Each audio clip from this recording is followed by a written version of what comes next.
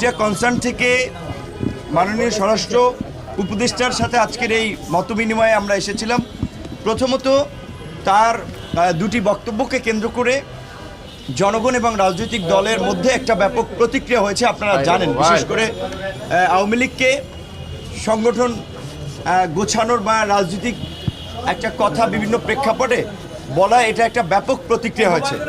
তো কাজে আমরা যেহেতু ছাত্র জনতার গণ অভ্যুত্থানের পর আমরা যেহেতু মনে করছি যে আওয়ামী লীগের এটা ঠিক যে অতীত অনেক ভালো ইতিহাস আছে, বাট গত 15 বছরে তার যে ইতিহাস সেটা পৃথিবীর সবচেয়ে জঘন্যতম ইতিহাস, এবং সর্বশেষ যে শাসক জনগণের উপরে গণহত্যা চালিয়ে বিদেশি আর্মি ইন্টারভেনশন করে ক্ষমতায় থাকতে চায়, তার মতো দেশদ্রোহী প্রধানমন্ত্রী এবং সেই ফ্যাসিস্ট রাজনৈতিক দল বাংলাদেশে কোনোভাবেই রাজনীতি করতে পারে না।